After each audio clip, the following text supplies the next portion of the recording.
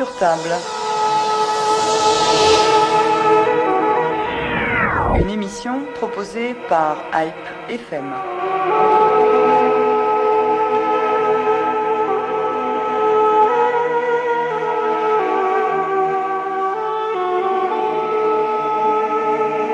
Inatteignable, incroyable, magique.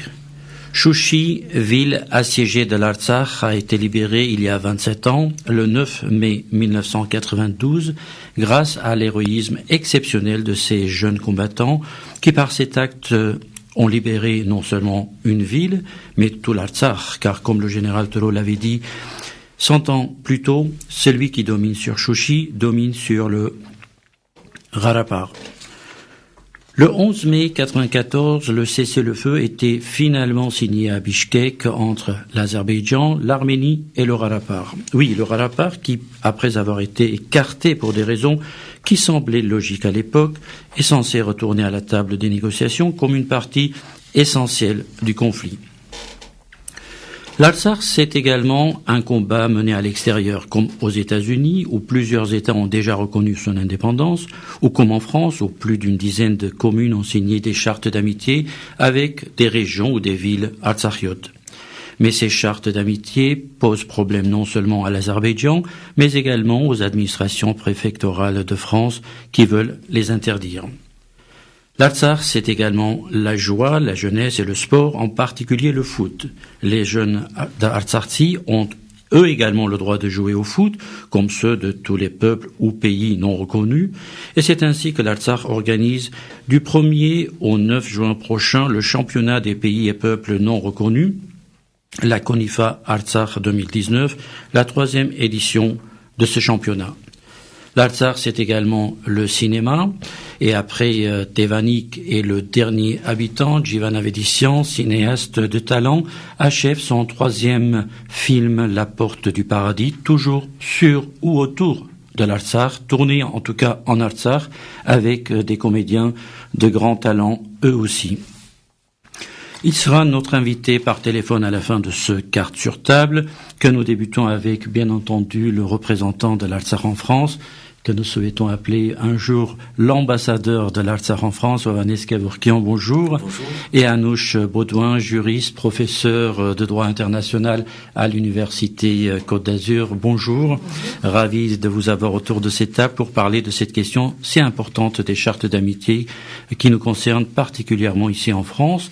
Hovhannes Kevorkian, ce sont le mois de mai, c'est le mois des fêtes et des célébrations en Arménie comme en Artsakh, et on va parler bien entendu en ce 10 mai de la victoire, de cette victoire héroïque de la reprise de Chouchi le 9 mai, et 2 ans plus tard, en 1994, des accords de paix, ou en tout cas le cessez-le-feu qui a été signé à Bishkek, comme je le disais. Rappelons l'importance et le contexte, j'allais dire, plus que politique, militaire de cette époque au Gharapar. Oui, avec joie. Vous avez raison, Martin, il y a 2 jours, le Gharapar, mais pas seulement le Karabakh, puisque les plus hautes autorités de la République d'Arménie y étaient aussi, étaient à Stepanakert, à Chouchi, ont célébré le 27e anniversaire de la libération de cette ville symbole pour tout Arménien. En fait, le 8 et le 9 mai, c'est une triple fête en Artsakh. Triple fête parce que, comme le monde libre célèbre la victoire contre le fascisme en 1945, les Artsakiotes, en faisant partie de l'Union soviétique, ont participé massivement, pratiquement la moitié de la population masculine prenait part au combat du Gharapar, des Arméniens du Gharapar, et donc c'est une victoire qui, entre autres, aussi appartient à l'Artsakh. C'est la libération de Chouchi, 27e anniversaire en 1992, libérée des Azerbaïdjanais, et puis la création de l'armée d'autodéfense du Haut-Gharapar qui, jusqu'à aujourd'hui, est cette armée la garante de la paix qui perdure, même si elle est fragile, vous avez raison de le souligner, depuis 1994. Alors justement, jusqu'en 92, en tout cas jusqu'à la création un peu plus tard de l'armée officielle, ce sont des combattants venus de toute l'Arménie, en dehors de l'Artsakh, même au-delà de l'Arménie, d'autres régions de l'Arménie soviétique, de l'Union soviétique de l'époque étaient mobilisées, de la diaspora. Il y a même, on peut pas ne pas penser à Viken Zakarian qui est tombé sur le champ des combats, qui était venu du Liban, donc une mobilisation générale. Mais les stratèges de l'époque disaient, j'ai commencé par ces mots, incroyable, c'est inatteignable. On peut pas monter cette pente, cette colline pour aller occuper ou reprendre Chouchi. Comment ça s'est fait? D'abord, 2 mots sur la situation à l'époque. On est en 1992 et il reste aux Arméniens pratiquement la capitale Stepanakert et une partie de la région d'Askelan, c'est-à-dire à peu près 35-40% de la région autonome du Haut-Karabakh. Chouchi, ceux qui sont allés au Karabakh, dominent Stepanakert. Chouchi se trouve à quelques 1500-1600 mètres d'altitude, alors que Stepanakert est à seulement 900. Et Chouchi donc domine et tous les jours, quotidiennement, les Azerbaïdjanais envoie des obus, envoie des bombes, donc bombardent les fameux grades de l'époque. Les fameux grades de l'époque. Juste à titre, je sais qu'on a peur des chiffres, mais entre 1991, c'est-à-dire quand la guerre commence, et entre la date de la libération de Chouchi, 1992, il y a à peu près 4800 obus qui tombent sur Stepanakert. 4800 obus. Sur la population civile. Évidemment sur la population civile, naturellement sur la population civile. Et la population civile vit dans les caves. Pendant de longs mois, vit dans les caves, ne sort pas dans les rues, parce que si les enfants, les femmes sortent dans les rues, il y a des bombes qui tombent. Donc pratiquement, cette population civile sort essentiellement la nuit, ne voit pas la lumière du jour. Et ça dure des mois et des mois, sans parler de la famine, de cette crise humanitaire qui guettait les Arméniens du Karabakh. On craignait que la population arménienne du Karabakh, à ce moment-là, à cette époque-là, puisque le Haut-Karabakh n'avait pas accès à l'Arménie, ou l'Arménie n'avait pas accès au Karabakh, c'était un blocus total, soit affamé et mort de faim. C'était ça la crise humanitaire qu'on appelait, et bon nombre de personnes qui négociaient sur la question du Karabakh disaient mais ça sert à rien de négocier sur la question du Karabakh parce que le Karabakh ou les Arméniens du Karabakh ne vont plus exister d'ici quelques mois. C'était ça la réalité du Karabakh. On est parti de là. Donc si vous voulez, la libération de Chouchi, naturellement c'est fantastique militairement, mais c'est aussi quelque part une nécessité, enfin presque humanitaire, de s'en sortir, en fait, un instinct de vie, parce que s'il n'y avait pas la libération de Chouchi, la population arménienne, dans sa totalité, était condamnée. Ça, on peut le dire sans hésitation. Alors justement, le contexte est connu. D'ailleurs, la même chose s'est produite dans la même année à Khojalu, parce que là encore, les bombes tombaient sur Stepanakert à partir de Khojalu, et là encore, il fallait faire taire ces sources de départ des bombardements. Donc on est dans le même contexte. On est dans le même contexte, et quand les troupes artsakiotes, comme à l'époque les résolutions de l'ONU ont appelé les forces arméniennes locales, quand ces forces arméniennes locales prenaient la décision de libérer telle ou telle localité, avant tout, c'était pour des considérations d'autodéfense. Avant tout, c'était juste pour se défendre, pour ne pas mourir, la volonté de ne pas mourir. Maintenant, sur le héroïsme, si vous me permettez, oui, tout expert militaire disait que pour prendre Chouchi, il fallait au moins 10 000 hommes.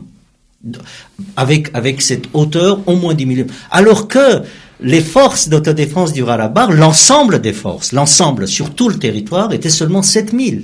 On n'avait pas 10 000 hommes. Mais les 7 000 n'étaient pas sur ce front-là. Évidemment, les 7 000 n'étaient pas sur... C'était l'ensemble. Il fallait faire avec ce que nous avions et on avait seulement à peu près 2500 hommes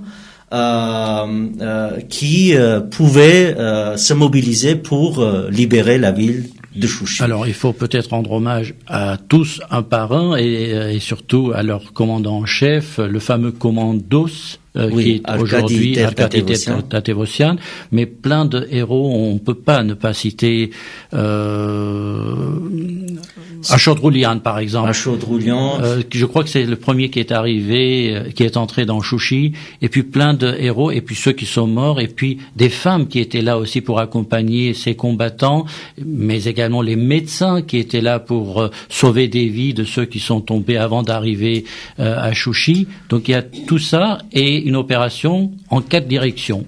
Une opération en 4 directions, nord, sud, est, presque ouest, en fait, des 4 côtés, pour libérer Chouchi. En fait, ce qui est fantastique, c'est qu'avec seulement 2500 hommes, on arrive à surprendre l'adversaire et finalement, ils étaient autant les Azerbaïdjanais sur place, mais en dominant. Et pourtant, ils avaient l'avantage. Et ils avaient l'avantage, ils pouvaient bombarder, et puis leur aviation a commencé à bombarder quand ils ont vu que les Arméniens arrivaient. Et avec tout ça, Vartan, imaginez en fait le génie stratégique aussi de ceux qui avaient organisé, parce que nous avons perdu 57 hommes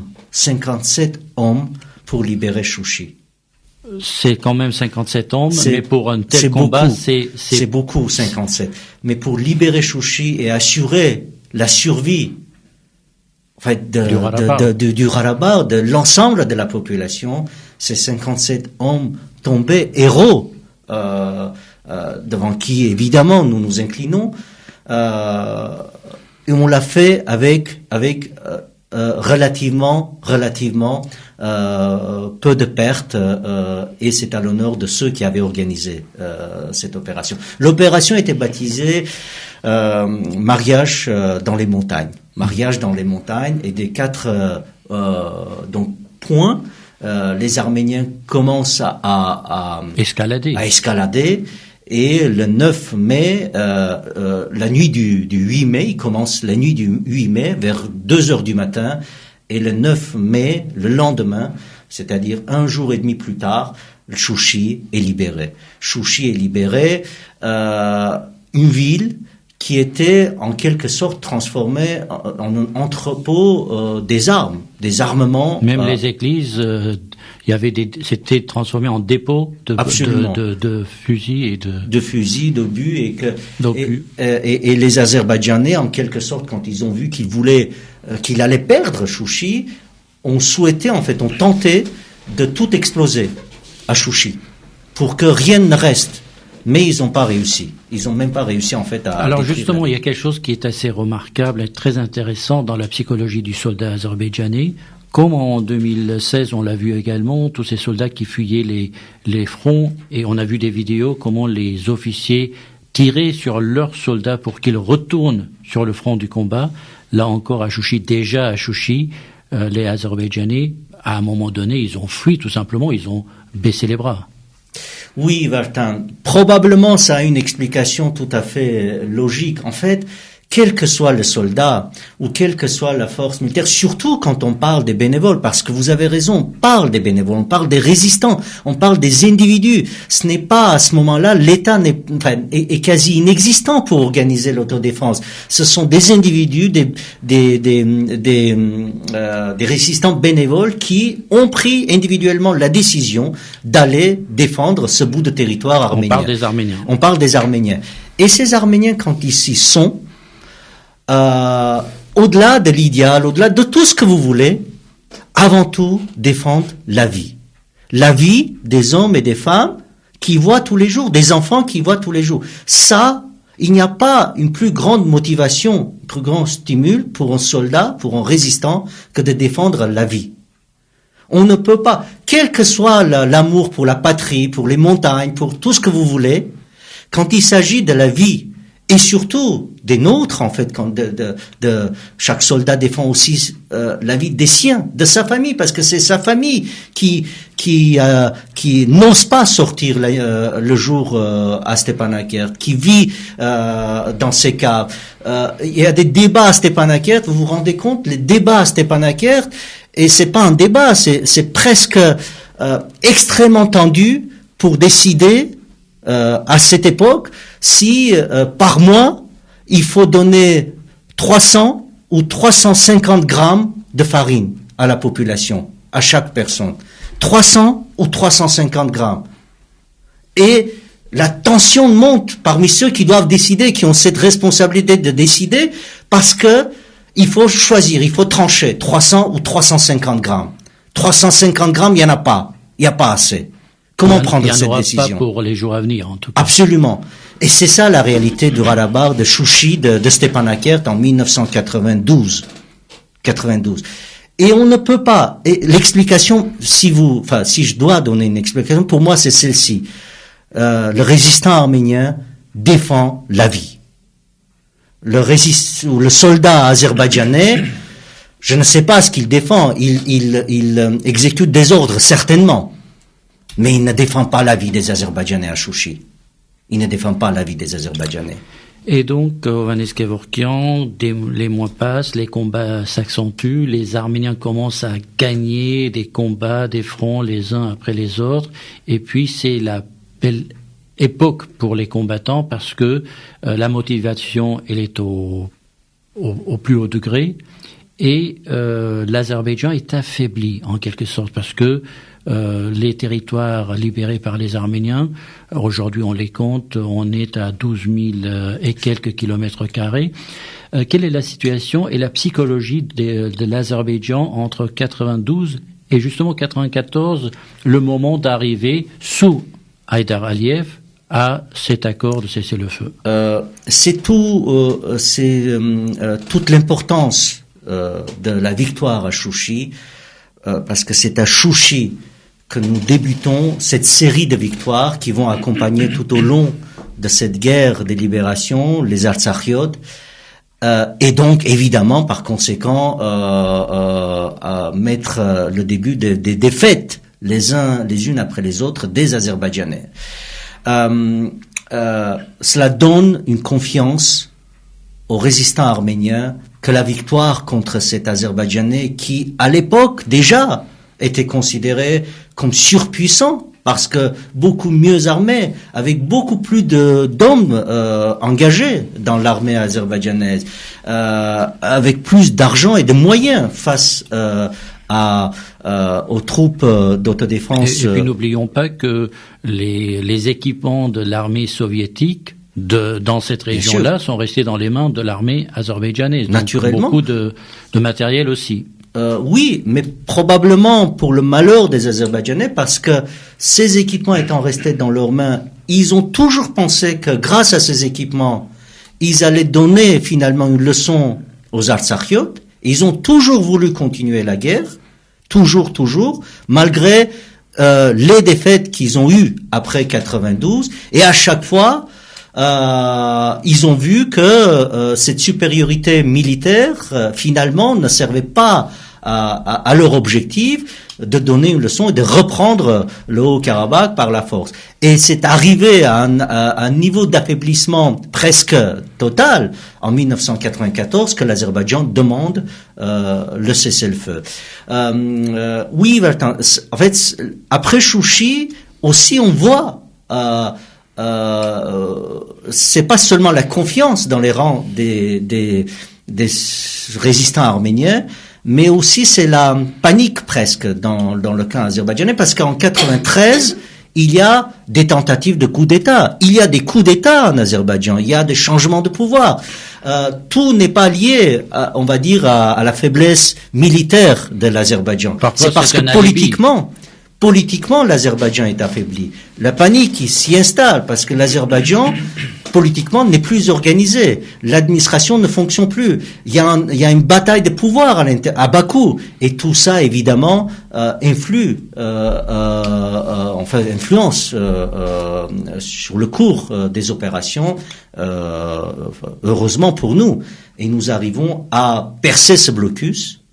Et une fois encore, je voudrais souligner ceci, parce qu'on a l'habitude aujourd'hui de dire que c'est l'Arménie qui est en guerre avec l'Azerbaïdjan. Non, c'est le Karabakh qui a percé ce blocus. C'est le Karabakh qui, de Stepanakert, a lancé l'opération pour libérer Chouchi. C'est de Stepanakert qui a lancé l'opération pour libérer Khojalu et faire taire Kelbadjar plus tard. C'est pas de Goris, de l'Arménie, du sud de l'Arménie, de Zangezur que les troupes arméniennes sont arrivées. Au contraire, les troupes arméniennes d'Arménie sont restées en Arménie. Et cette percée s'est opérée du Karabakh. C'est le Karabakh qui a été premièrement en guerre, soutenu par l'Arménie, certes, par tous les moyens, mais c'est le Karabakh qui a percé. Et heureusement, l'Arménie était là aussi pour soutenir. Alors, justement, en Azerbaïdjan, la situation est très tendue.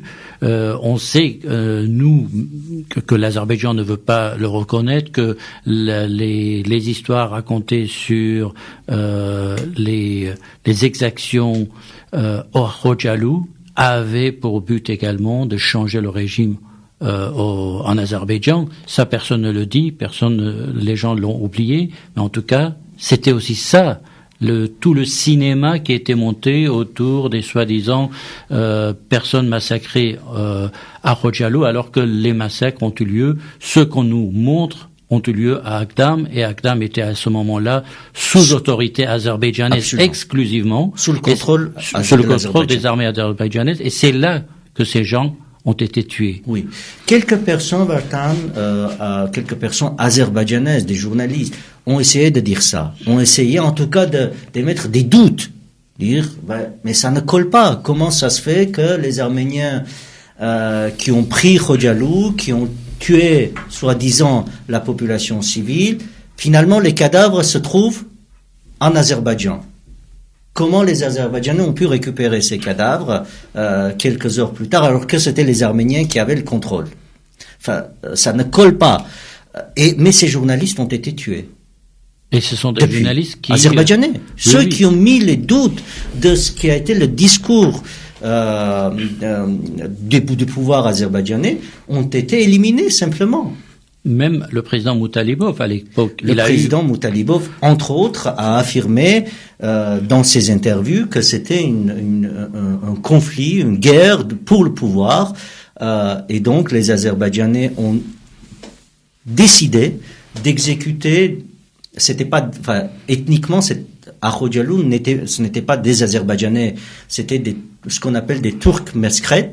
Et les Turcs meskrets ont été tout simplement éliminés, assassinés, pour après, d'une part, pouvoir accuser les Arméniens, en tout cas donner cette impression, et puis d'autre part, accuser aussi le pouvoir azerbaïdjanais de faiblesse, d'incapacité, d'incompétence pour pouvoir faire finalement un coup d'État. Haïdar Aliyev est au pouvoir en 1994, et il y a des discussions menées par la Russie pour mettre fin à cette guerre. Alors, les Arméniens disent, encore aujourd'hui, certains combattants, si la Russie n'avait pas intervenu, on serait allé beaucoup plus loin militairement. Et quel était l'intérêt de chacune des parties à aller vers un cessez-le-feu? L'Azerbaïdjan, on peut le comprendre, parce que défaite après défaite, il fallait arrêter l'hémorragie. Pourquoi les Arméniens ont accepté ce deal? Les Arméniens ont accepté parce qu'il y a une forte pression. Il y a une forte pression et de la part des Russes et de la part des Iraniens. D'ailleurs, si vous lisez le texte de l'accord du cessez-le-feu, il est dit que ce conflit a des répercussions importantes sur les États voisins. C'est-à-dire, plus les Arméniens avancent, plus les Azerbaïdjanais quittent leur localité. Et ces Azerbaïdjanais deviennent des réfugiés. Et ces réfugiés partent vers la Russie, partent vers l'Iran. Et donc ce flux les Iraniens, les Russes ne veulent pas d'abord accepter ces réfugiés, et puis géostratégiquement, en fait, c'est assez compliqué de voir une entité, en l'occurrence l'Azerbaïdjan, disparaître de la carte. Disparaître de la carte et que les Arméniens s'y avancent jusqu'à la fin. Et même si militairement c'était à cette époque-là possible parce que l'Azerbaïdjan était extrêmement affaibli, géostratégiquement c'était pas dans l'intérêt des voisins. L'Iran, la Russie, et c'est la raison pour laquelle il y a eu des fortes pressions, à la fois sur l'Arménie et puis à travers l'Arménie aussi sur le Haut-Karabakh, de stopper l'avancée des résistants arméniens. Et c'est donc au Kirghizistan, à Bishkek, que les rencontres ont lieu. D'abord, il y a des rencontres à Moscou, à l'époque, pas entre les ministres de la Défense. On se souvient du ministre de la Défense de l'époque de l'Arménie, Serge Sargsyan, Samuel Babayan pour l'Artsakh, et l'Azerbaïdjan également, Mamedov, oui. Et donc ça aboutit sans aboutir finalement, parce qu'on se dit le 9 mai c'est le jour des célébrations que vous avez rappelé tout à l'heure, de victoire, etc. Eh bien il faut instaurer la paix, comme après la Deuxième Guerre mondiale, la paix au Karabakh le 9 mai, mais tout le monde signe sauf l'Azerbaïdjan. Tout le monde signe sauf l'Azerbaïdjan parce que l'Azerbaïdjan est d'abord il y a une hésitation. Pourquoi? Parce que l'Azerbaïdjan est le pays qui a perdu la guerre finalement, dans une situation de faiblesse où l'Azerbaïdjan ne peut pas continuer cet effort de guerre, donc presque obligé de signer, d'accepter, mais en même temps c'est une sorte de capitulation pour l'Azerbaïdjan finalement, parce qu'on fixe les territoires, les frontières en quelque sorte, une ligne de front où les forces armées du Haut-Karabakh sont face aux forces azerbaïdjanaises, et ça, évidemment, c'est au détriment de l'intégrité territoriale, ce que l'Azerbaïdjan appelle son intégrité territoriale. Donc l'Azerbaïdjan hésite, mais finalement l'Azerbaïdjan, n'ayant pas beaucoup de choix, même s'il hésite, diplomatiquement il essaye de convaincre les Russes pour que les Russes fassent plus de pression sur le Haut-Karabakh, sur l'Arménie, pour que l'Arménie se retire ou le Karabakh se retire de ses positions. Ça ne marche pas. La ligne de front, les frontières sont fixées. Et donc, 2 jours plus tard, les ministres de la Défense d'Arménie, de l'Azerbaïdjan, et puis le commandant en chef des forces armées d'autodéfense du Karabakh signent cet accord de cessez-le-feu. Juste pour un élément, c'est le seul accord jusqu'à aujourd'hui signé par les 3 parties du conflit du Karabakh. Les parties principales, le Haut-Karabakh et l'Azerbaïdjan, et la partie arménienne, République d'Arménie, qui aussi garantit en quelque sorte la bonne exécution de ce cessez-le-feu. C'est le seul document aujourd'hui, et quoi qu'on dise, même si cette paix est précaire, c'est parce que les 3 parties l'ont signé que jusqu'à aujourd'hui, 25 ans plus tard, ce cessez-le-feu est respecté. Relativement, certes, mais respecté. Alors justement, cela montre que quand les partis prennent la responsabilité, l'ensemble des partis, on peut espérer une avancée vers une solution. Hovhannes Kevorkian, justement, étant donné que le Karabakh a été absent officiellement, directement, mais jamais absent. On entend l'importance de la négociation menée par l'Arménie, et surtout à un moment donné où c'était, comme Nicole Pachinian le rappelle à plusieurs reprises, c'était des gens comme Robert Kocharian, Serge Sargsyan, issus du Karabakh, qui ont mené aussi bien des combats comme ils ont dirigé le Karabakh. C'est eux qui, arrivés au pouvoir en Arménie, ont mené le jeu au nom de l'Arménie et de l'Artsakh naturellement. Mais officiellement, l'Artsakh a été écarté, je le disais tout à l'heure, pour probablement des raisons acceptables à l'époque. Juste une distinction. Le Haut-Karabakh, de fait, ce n'est pas ça, est une partie du conflit. De fait, c'est un fait. On ne peut pas le nier. Le Haut-Karabakh, il est vrai, a été écarté des négociations, si vous voulez. Donc, le Haut-Karabakh ne fait pas partie des négociations, mais le Karabakh fait partie du conflit. Partie Ce sont essentielle. deux choses, je voudrais distinguer. Donc, le Haut-Karabakh faisant partie du conflit, il devient absurde parce que nous n'avions pas des résultats. Je suis d'accord, Martin.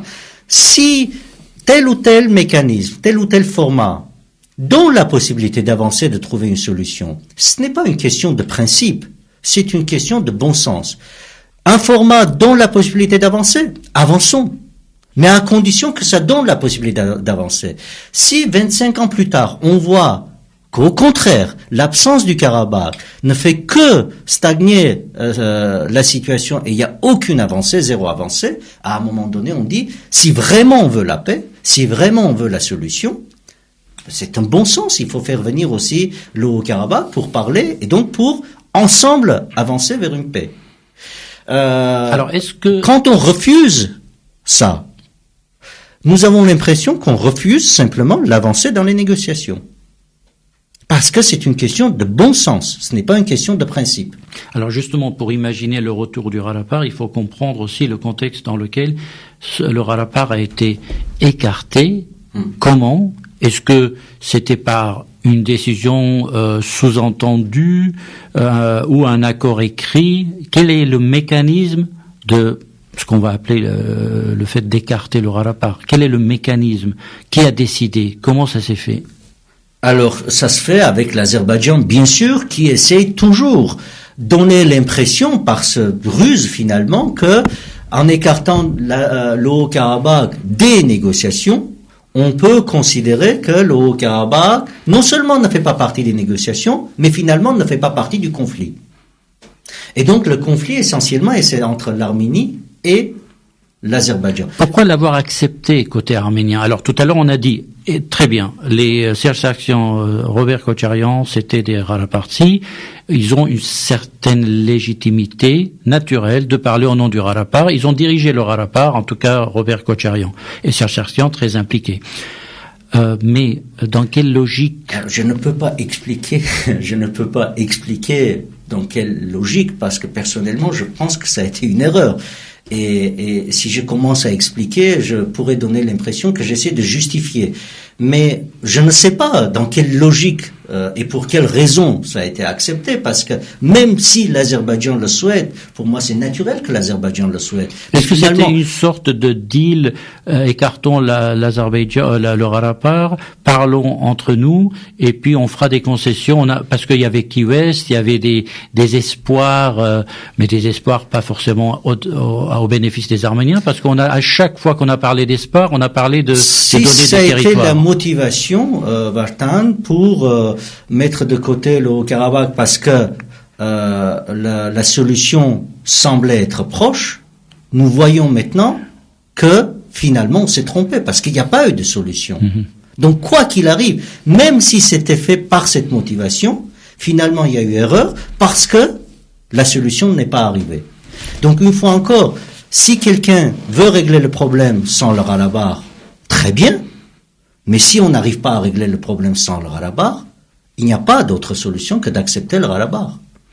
Quels sont les risques de guerre aujourd'hui, Hovhannes Kevorkian? On a vu que tout allait très bien pendant des décennies, malgré les violations du cessez-le-feu sur la frontière, et parfois même sur la frontière de l'Arménie, de la République d'Arménie, côté d'Avouch, ou même les mouvements côté Nakhichevan. Mais finalement, il y avait une paix relative. Et puis en 2016, une vraie guerre, une guerre déclenchée par l'Azerbaïdjan. Quels sont les risques aujourd'hui? Les risques sont importants, comme toujours, parce que l'Azerbaïdjan s'arme, continue à s'armer, et donc quand on achète des armes, ce n'est pas pour les mettre, pour les exposer dans les musées. Quand on achète des armes, quand on fait autant de dépenses pour acheter des armes, c'est pour avec une stratégie de faire une guerre avec ces armes. Et donc, à l'Azerbaïdjan aujourd'hui, je ne peux pas croire qu'un autre objectif de faire une guerre à un autre pays que le Haut-Karabakh. Quand l'Azerbaïdjan achète des armes, quelles que soient ces armes, quelles qu'elles soient, le Haut-Karabakh, personnellement, je me sens menacé. Personnellement, parce que les miens vivent sur ce territoire et ces armes, que l'on veuille ou pas, personne n'a le contrôle si grand sur l'Azerbaïdjan pour donner un ordre au dictateur Aliyev, n'utilise pas telle ou telle arme sur la population civile du Haut-Karabakh. Et à partir de là, la guerre est là. Enfin, non seulement c'est une indication, mais aussi il y a les discours des Azerbaïdjanais. Mais ils disent très très ouvertement, très clairement, on va prendre un thé à Stepanakert après avoir conquis ou reconquis. Le thé, c'est les Arméniens qui, en blaguant, disent on aurait pu prendre le thé à Bakou s'il n'y avait pas les accords de... On aurait pu, mais maintenant, ce discours des Azerbaïdjanais... Ils parlent de planter le drapeau de l'Azerbaïdjan à Stepanakert. Absolument. Pour reprendre un peu leur rhétorique. Leur rhétorique, donc ils disent très clairement quel est leur objectif. Alors... et il me semble qu'aujourd'hui, ce n'est pas la volonté qui manque à l'Azerbaïdjan, c'est simplement les moyens qui manquent à l'Azerbaïdjan face à la détermination de nos militaires, de nos résistants. D'ailleurs, juste pour l'anecdote, les Arméniens du Karabakh, ils disent pas que là le drapeau de l'Azerbaïdjan ne flottera pas à Stepanakert. Ils disent évidemment quand vous ouvrirez votre ambassade à Stepanakert, vous aurez votre drapeau. Alors, parlons des chartes d'amitié. Oui. C'est un problème qui ne devait pas l'être, mais finalement, on s'aperçoit que même en France, on n'est pas tranquille. Les chartes d'amitié, alors que il s'agit pas de relations, ni de diplomatie, ni de politique, ni de vente d'armes. Il s'agit de coopération humaine, de société à société, de population à population, de ville à ville. Ça pose problème à Anouche Baudouin, la spécialiste du droit international et des villes. C'est ça votre spécialisation plus particulièrement. Et comment, déjà, pas en tant que spécialiste, en tant qu'être humain, en tant que citoyen de France, comment vous voyez cette chose-là que, comme avec d'autres pays ou des peuples, Chypre du Nord par exemple, les Palestiniens, par exemple. Ce sont des contextes évidemment différents, mais finalement, on veut parler avec les Arméniens du Karabakh et avec des entités communales. Qu'est-ce qui pose problème ? Alors, déjà, je vous remercie de m'avoir invité pour parler de ce contentieux qui est vraiment très intéressant pour plusieurs raisons. C'est un contentieux ces chartes conclues entre des communes françaises et des communes du Karabakh sont importants non seulement pour les villes de l'Artsakh, parce qu'aujourd'hui, pour toutes les villes du monde, et notamment les grandes villes, c'est vraiment une question vitale d'entretenir des relations internationales de différentes formes. Le développement des villes aujourd'hui implique qu'elles aient des relations internationales, ne serait-ce que pour avoir des touristes, des investisseurs, qu'elles puissent elles-mêmes se présenter comme modèle à l'égard d'autres villes du monde, etc. Donc c'est un contentieux qui est important pour les villes de l'Artsakh, mais également pour les communes françaises et les collectivités territoriales françaises. Ça n'a pas toujours été facile pour les collectivités territoriales françaises d'entretenir des relations avec des villes d'autres pays en toute sécurité et sérénité. Il y avait toujours des incertitudes, le droit n'était pas totalement bien défini et fixé. Il l'est finalement depuis assez peu de temps, le droit français. Et ce contentieux, nous verrons bien l'issue que le tribunal administratif de Grenoble donnera à ce contentieux, mais l'issue de cette procédure aura une importance pour les collectivités françaises parce que ça risque de réintroduire de nouvelles incertitudes dans leur liberté qui est assez grande et qui n'a qu'une seule limite pour l'instant, c'est le respect des engagements internationaux de la France. Et donc voilà, nous verrons si le juge administratif... Alors justement, on va parler des procès à venir, oui. Mais d'abord, est-ce qu'il y a un article de loi oui. qui interdit à une commune de signer Alors là, il ne s'agit pas de jumelage, parce que le Haut-Ralapar, c'est pas un État reconnu officiellement sur le plan international, en tout cas pas par la France, pour commencer. Mais ce sont des chartes d'amitié. Est-ce qu'il y a un article de loi qui peut interdire ce genre d'accord? Alors, il y a là le principal article du Code général des collectivités territoriales qui encadre l'action extérieure des collectivités françaises. C'est l'article L 1115-1, reconnaît clairement le droit à toutes les collectivités françaises et leurs groupements de nouer des relations avec des collectivités d'autres États, dans le respect des collectivités d'autres États ou oui, ce qui n'est pas reconnu comme État étrangères, avec des collectivités non françaises. Voilà. Peu importe la forme de l'entité. Oui. La seule réserve étant le respect des engagements internationaux de la France. Donc là, les recours en question ont soulevé, et ça sera très intéressant, c'est la première fois qu'un contentieux devant le juge administratif soulève cette question de savoir si une charte ou peu importe le nom, une convention entre une collectivité française et une collectivité étrangère respecte ou non les engagements internationaux de la France. Nous verrons bien ce que les juges diront, et c'est la seule condition. Enfin, il y en a d'autres, mais on va dire c'est la seule la condition essentielle en l'occurrence. Et alors, pour ma part, je considère vraiment que ces chartes respectent parfaitement les engagements internationaux de la France pour plusieurs raisons. Mais donc, non, les collectivités françaises... Quelles sont les raisons principales de ce que vous considérez comme étant dans le respect des lois?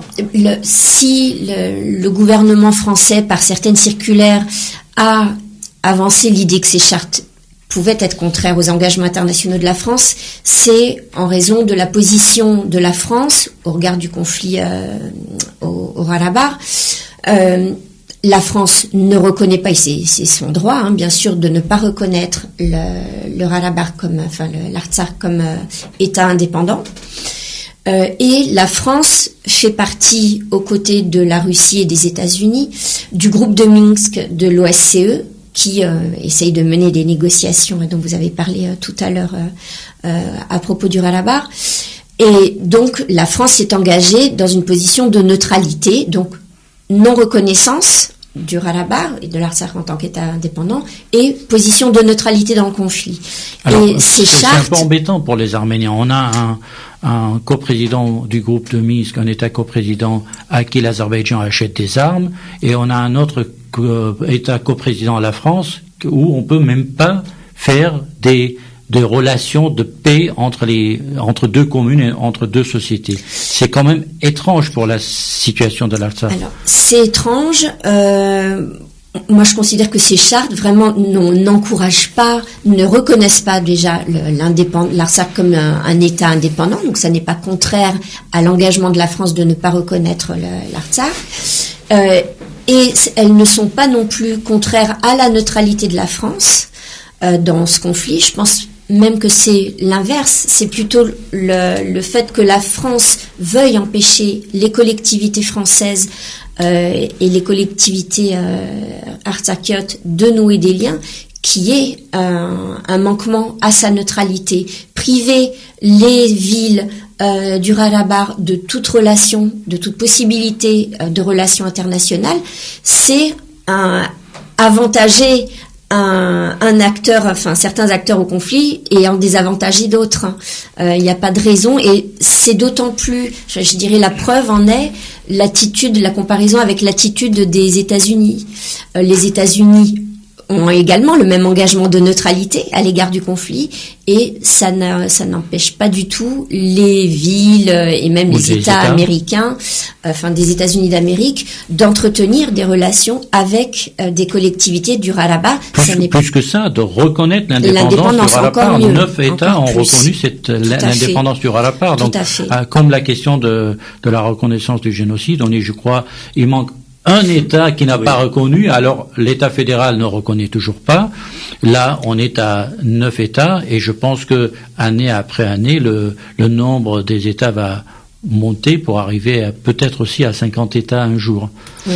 Donc il y a deux poids, deux mesures, et donc la question qui se pose au Johannes Kevorkian, c'est de savoir que faire dans ce contexte-là, et surtout, on a l'impression que l'Azerbaïdjan est très actif sur le territoire français parce que c'est pas l'administration française probablement qui un jour a remarqué qu'il y a des chartes d'amitié et qu'il faut les interdire. Quelqu'un a soufflé l'idée qu'il faut faire quelque chose. Je vous rassure, ce n'est pas une impression parce que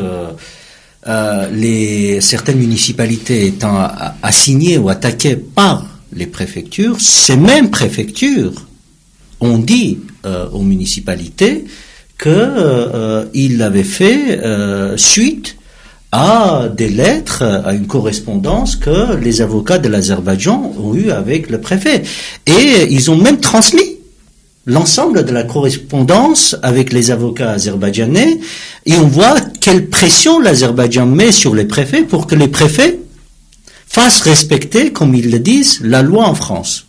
Donc c'est l'Azerbaïdjan qui vient dire aux préfets français que leur rôle est de faire respecter la loi en France. C'est l'Azerbaïdjan qui dicte ce que les préfets français doivent faire. Et donc, en tout cas, c'est ça la correspondance des avocats azerbaïdjanais avec les préfets qui ont attaqué par la suite les villes.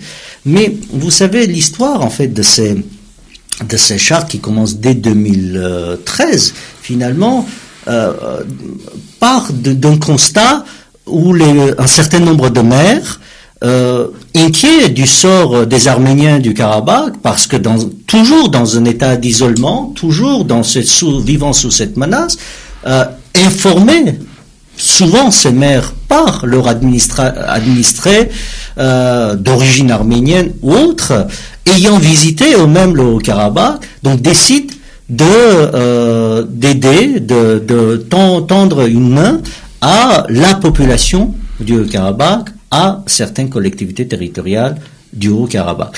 En répondant à la question, d'accord, je veux aider le Karabakh, mais comment? Et donc ça, c'est la réponse. Qu'est-ce qui pose problème? Est-ce que c'est, par exemple, l'annonce officielle d'une commune? Est-ce que c'est les budgets octroyés ici et là pour mener à bien un projet humanitaire, culturel ou autre? C'est quoi le problème? C'est juste le fait que une charte d'amitié existe. Quel est le problème pour la préfecture? En tout cas, c'est pas un problème budgétaire parce que c'est en l'occurrence les collectivités qui ont vu leur charte, les collectivités françaises qui ont vu leur charte attaquée n'ont pas dépensé 1 euro dans ce contexte-là, donc ça n'a vraiment rien coûté. Donc c'est pas budgétaire. Pas du tout. C'est vraiment Alors, politique et diplomatique. Également, je me demande des anomalies dans les décisions ou dans les approches. Par exemple, là où on se trouve aujourd'hui à Alfortville, la mairie a eu une décision de l'ensemble, peut-être pas de toutes les parties, en tout cas d'une majorité du conseil municipal pour voter cette charte d'amitié. Ailleurs, ce sont des maires qui se sont exprimés à titre de maire tout simplement. Il n'y a pas de délibération. Et puis les préfectures ont des approches différentes à l'égard de ce point. D'où émane la décision ou la déclaration. Est-ce que vous pourriez nous expliquer un peu cette incohérence? Non, je n'ai aucune explication. La seule chose qu'on peut constater tout de même, c'est une certaine ambiguïté ou selon les moments, peut-être que le gouvernement ou les différents gouvernements français ne fournissent pas les mêmes indications aux préfets. Il y a eu 2 circulaires qui ont été la première adoptée en 2015 et qui a été abrogée et remplacée par une autre en 2018, une circulaire adoptée par le ministre de l'Intérieur et le ministre des Affaires étrangères, qui ont avancé l'idée que ces chartes étaient contraires aux engagements internationaux de la France et qui ont demandé aux préfets de contrôler de plus près ces chartes-là. Mais dans le même temps, d'autres organes du ministère des Affaires étrangères donnaient des indications différentes en soulignant que ces chartes ne remettaient pas du tout en question les engagements internationaux de la France, qu'elles étaient légales dans la mesure où elles n'avaient pas fait l'objet d'une délibération, où elles n'avaient pas fait l'objet de dépenses de la part des collectivités, etc. Et que donc elles étaient légales dans le sens où voilà les élus sont parfaitement en droit de prendre des positions, de déclarer leur amitié, etc. Et donc voilà, des positions un peu incertaines, finalement, venant du gouvernement et à destination des préfets. Peut-être que on peut trouver là l'explication. Est-ce que les maires ont cette liberté d'expression? Nous, quand on a un vote au Parlement qui dit il est interdit de nier le génocide arménien, le Conseil constitutionnel dit non, stop, c'est contraire au droit à la liberté d'expression. Alors là, les maires ont droit à la liberté d'expression, on leur dit non, vous pouvez pas faire des chartes d'amitié. Alors, je compare pas ce qui n'est pas comparable, mais en tout cas, est-ce que les maires ont le droit, selon le droit, de s'exprimer là-dessus? Oui, bien sûr, ils ont toute liberté pour prendre position politiquement. Au nom de leur mairie? Non, en leur nom propre. Les élus, encore heureux, c'est la base du débat démocratique. Les élus, que ce soit les élus nationaux ou locaux, ont le droit de prendre les positions politiques qu'ils veulent. C'est en revanche effectivement la collectivité territoriale qu'ils dirigent, dont l'expression peut être davantage encadrée par le droit. Alors, Hovhannes Kevorkian, le groupe de Minsk, de temps en temps, sort des déclarations, et dans ces déclarations, il y a un souhait qui est très souvent émis, c'est le souhait de voir les sociétés s'interagir, créer des liens, une harmonie entre les peuples, etc. Donc, le groupe de Minsk, dont la présidence française, la coprésidence française, émane des souhaits qui sont nobles, et la France, les communes françaises vont dans ce sens-là, et le ministère des Affaires étrangères et de l'Intérieur interdit cette démarche. Quelle est la logique? S'il y en a une. Tout le paradoxe, Vartan, à notre avis, c'est que, une fois encore, c'est vrai que la France, comme tout État souverain, est dans son droit à reconnaître ou ne pas reconnaître le Haut-Karabakh. Mais là, on ne parle pas de l'État français. Là, il s'agit des collectivités territoriales, c'est-à-dire des communes, et on parle d'une action décentralisée. Le mot décentralisé, lui-même, évoque quand même quelque chose. Décentralisé, ça veut dire que ce n'est pas le centre. Ce n'est pas l'État qui est engagé. Ce sont les communes qui sont engagées. Donc, une commune s'engageant... en plus, avec des communes de l'Artsakh et non pas avec l'État central de l'Artsakh. Absolument, avec des communes de l'Artsakh et pas l'État central de l'Artsakh, dans les documents signés, sans faisant référence de la République du Haut-Karabakh ou du Haut-Karabakh de manière générale, il s'agit de la commune en question. Là, on a l'impression que finalement, la volonté, c'est d'entraver le développement et l'ouverture que le Haut-Karabakh, la population en tout cas de ces communes, pourrait avoir vers le monde extérieur.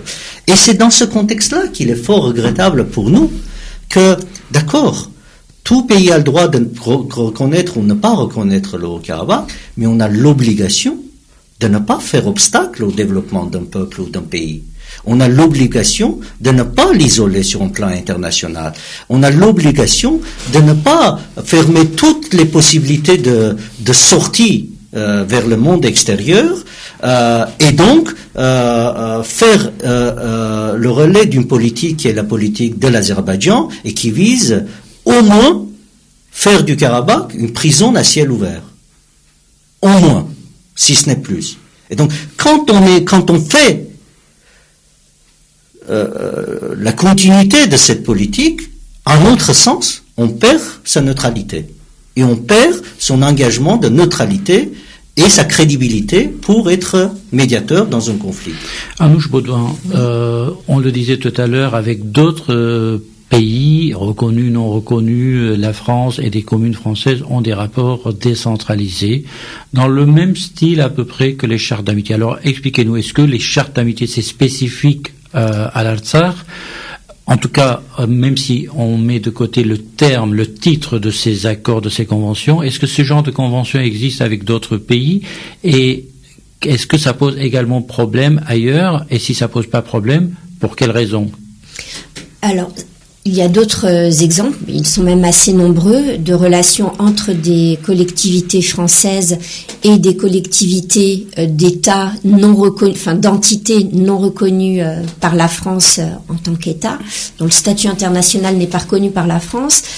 Alors, il y a des exemples entre la ville de Nice et la ville de Yalta, par exemple, dont le statut international n'est pas reconnu par la France, entre des villes françaises et des villes de Chypre du Nord.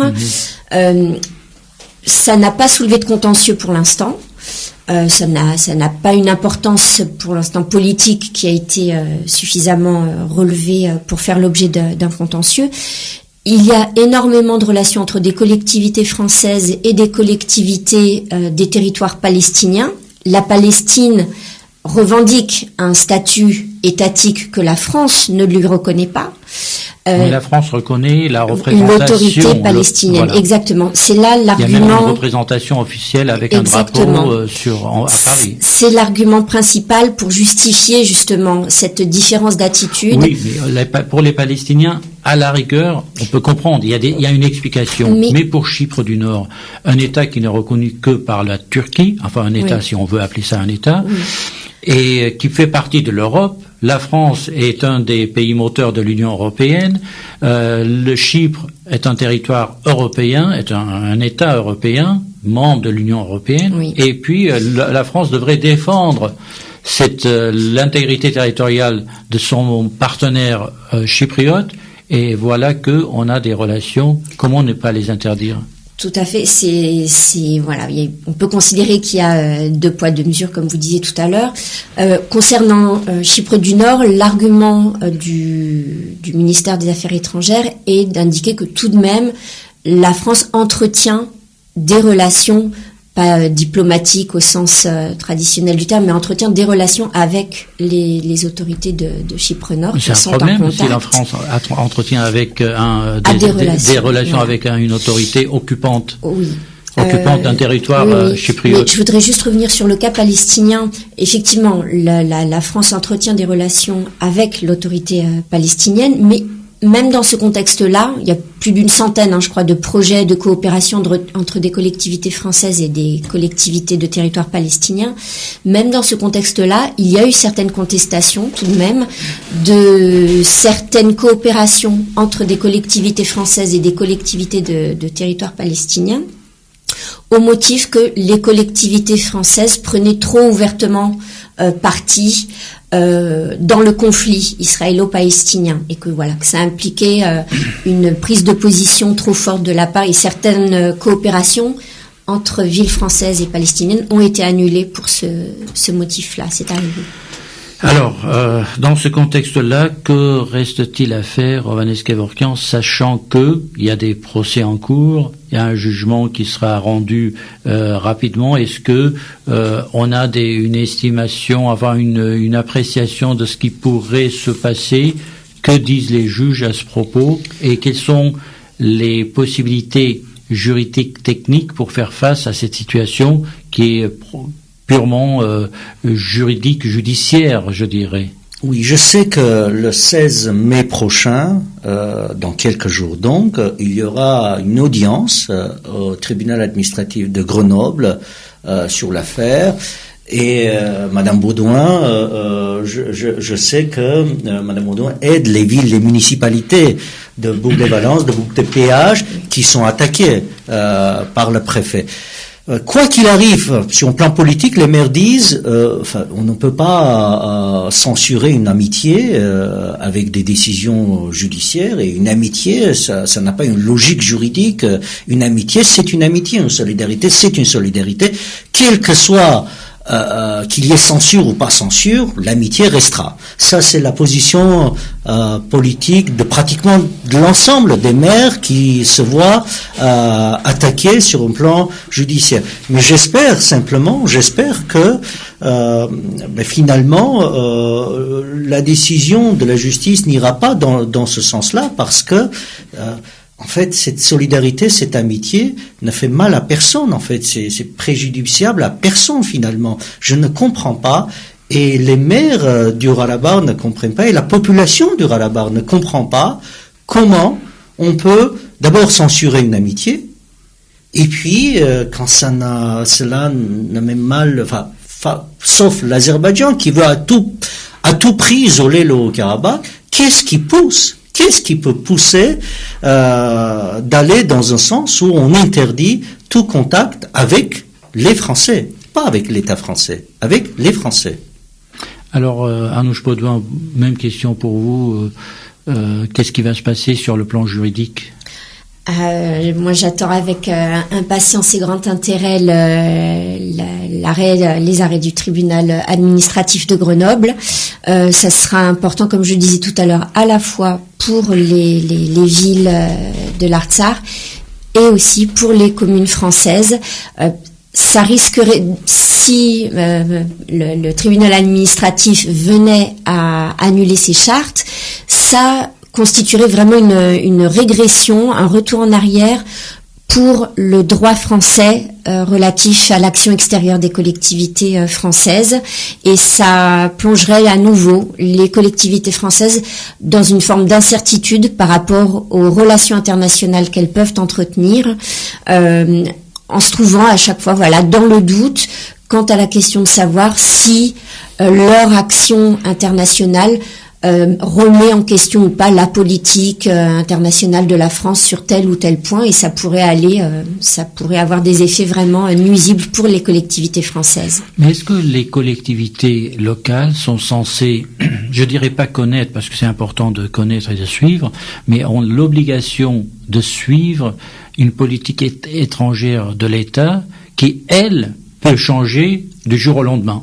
C'est une question qui n'a pas vraiment de réponse juridique. C'est une très bonne question, parce qu'effectivement, les politiques nationales évoluent, et parfois très rapidement. Les politiques de l'État, je voulais dire, internationales de l'État évoluent, et donc de systématiquement lier, attacher de manière aussi stricte les politiques internationales des collectivités, ça peut mettre les collectivités dans un grand embarras. Parce que là, on parle de villes comme Bourg-les-Valence, Alfortville ou d'autres encore, dont les responsables sont des vrais politiques en quelque sorte, qui savent ce qui se passe dans le monde, les relations de la France. Mais imaginons une ville de 1000 habitants qui veut créer une charte d'amitié dont le maire est le pâtissier du coin, et qui est devenu maire et qui n'est pas censé forcément connaître la haute diplomatie française et les nuances des négociations de paix autour de la question du Ralapar.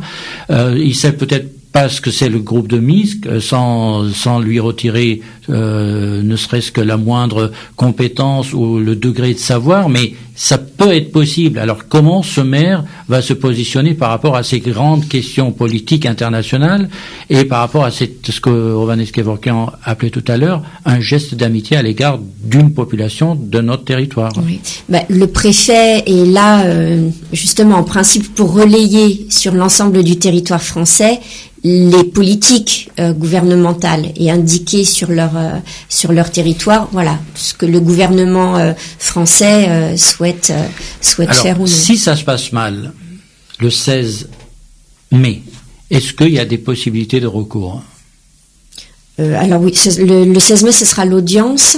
Le délibéré, c'est... Oui, l'arrêt, je ne sais pas du tout, je n'ai pas de date. Imaginons l'arrêt à une date... Il y a bien entendu des possibilités de recours. Je ne sais pas si les communes en question feront appel ou pas dans ce cas-là.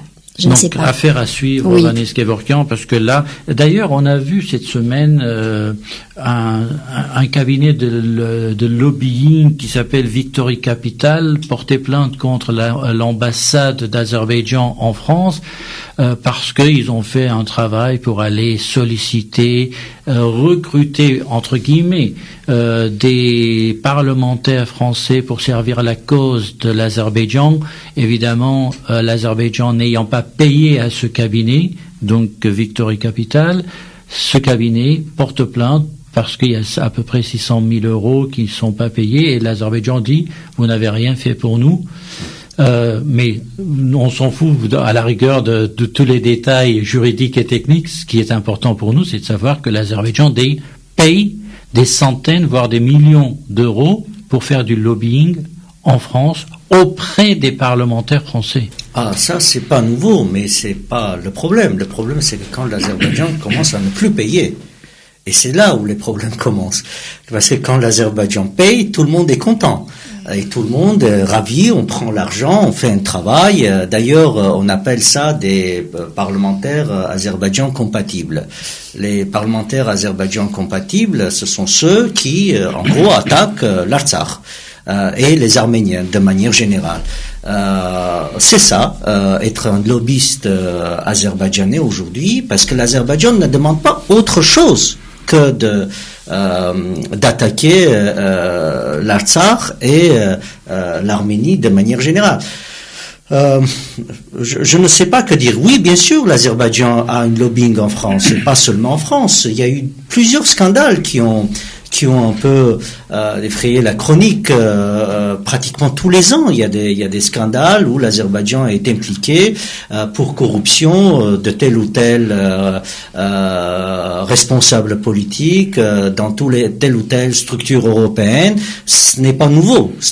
Pour prendre juste un exemple, quand même,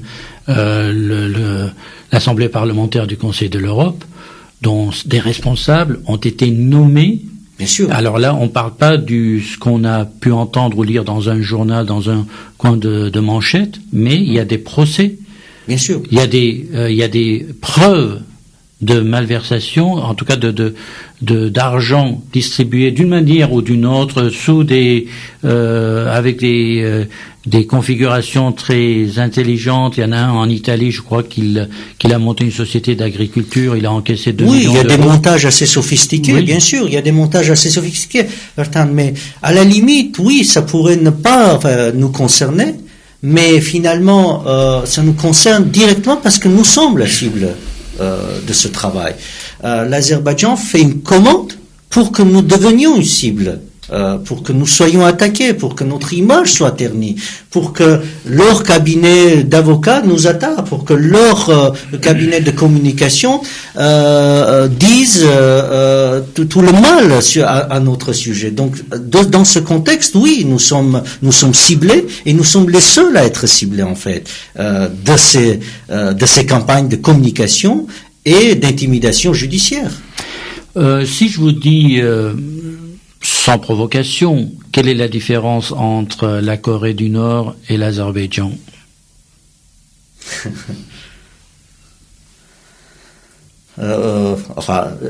Pour moi, il n'y a pas de différence dans la mesure où, si on parle des libertés fondamentale, c'est assez comparable tout de même l'Azerbaïdjan, même si ce n'est pas moi qui le dis, c'est-à-dire quelqu'un de subjectif, si on peut considérer, parce que sur les listes de la liberté d'expression, liberté de la presse, des organismes, des structures internationales qui classent l'Azerbaïdjan arrive pratiquement au même niveau, que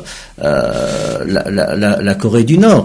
Mais enfin, au-delà de ça, un régime aussi héréditaire de père en fils, et puis le fils qui aujourd'hui par la Constitution s'octroie le droit, mais constitutionnellement, d'être élu plusieurs fois. Il est déjà élu plusieurs fois, donc il restera au pouvoir tant qu'il n'y a pas de révolution dans le pays. Donc c'est impensable. Tout ça est vrai.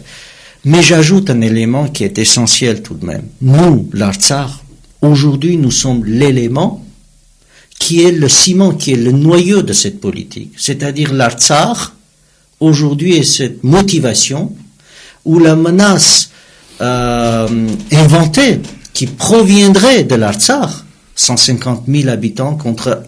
ils ont célébré le 100 millionième citoyen azerbaïdjanais récemment. 10 millionième, pardon. 10 millionième. 150 000, un Artsakh de 150 000 personnes est une menace existentielle, comme disent les Azerbaïdjanais, pour l'Azerbaïdjan qui est riche en pétrole, qui a 10 millions d'habitants. Et c'est ça qui aujourd'hui fait que on achète des armes en Azerbaïdjan parce que le Haut-Karabakh est une menace. On arrose tout le monde et quand on n'arrose plus, ça pose problème. Qu'on essaye d'intimider judiciairement tel ou tel journaliste, tel ou tel responsable politique, telle ou telle municipalité, quand ces derniers osent tendre une main ou décrire une situation qui est réelle en Azerbaïdjan. C'est ça l'Azerbaïdjan d'aujourd'hui. Avec cet élément, je vous dis que nous sommes la cible de cette politique. Nous sommes la cible. C'est un autre détriment que tout ça se fait. C'est un autre détriment. Alors justement, quand je faisais la comparaison avec la Corée du Nord, on imagine mal un championnat, même si la Corée du Nord c'est en Asie, mais juste pour l'image, que la Ligue Europa ou la finale de la Ligue Europa se déroule à Pyongyang ou en Corée du Nord. Elle se déroulera le 29 mai prochain à Bakou. Il n'y a personne qui dit comment peut-on aller faire ce championnat dans un pays autoritaire, dictatorial. Personne ne réagit à ça. Personne ne réagit à ça. Une fois encore, tant que l'Azerbaïdjan payera, organisera, sera le payeur, on en profitera. C'est comme ça, les relations internationales. Ce n'est pas uniquement avec l'Azerbaïdjan, mais il y a une part de cynisme dans tout cela, mais c'est la réalité. Comme l'agence de lobbying, tout le monde se retournera contre l'Azerbaïdjan quand l'Azerbaïdjan fera faillite un jour, et là, tout le monde dira « Ah, mais qu'est-ce que c'est ce pays qui ne paye pas et qui est un mauvais pays ?» parce que l'Azerbaïdjan n'aura plus d'argent qui profitera à telle ou telle structure. En tout cas, cette année-là, Henrik Mkhitaryan semble être capable de franchir les portes de l'aéroport de Bakou pour participer, si l'interdiction n'arrive pas d'ici le 29 mai, parce qu'on se souvient la fois précédente qu'Arsenal devait jouer à Bakou, son entrée était interdite parce qu'il était tout simplement arménien. Alors, transition faite de football, et on va parler de la CONIFA Hovhannes Kevorkian, ce championnat qui réunira du 1er au 9 juin prochain 12 entités, associations de football de pays ou de peuples non reconnus qui, pour la 3e édition de la CONIFA, la 3e édition de CONIFA Europe, parce que la CONIFA c'est une association de foot internationale, donc il y a un championnat du monde même qui regroupe plusieurs dizaines d'entités. Et là, parlons de la CONIFA, de son importance. Ça va se dérouler sur plusieurs stades du Karabakh, Askeran, Martakert, Martouni, Stepanakert. D'ailleurs, l'occasion pour rénover tous ces stades à l'occasion. C'est quoi la CONIFA et quelle est l'importance de la CONIFA Artsakh 2019? Alors la CONIFA, comme vous avez très bien expliqué, Martin, je vous demanderai de m'aider parce que je sais à quel point vous êtes personnellement impliqué dans l'organisation de ce championnat d'Europe au Karabakh. La CONIFA regroupe les équipes de football des entités qui ne sont pas reconnues par la communauté internationale, par la FIFA.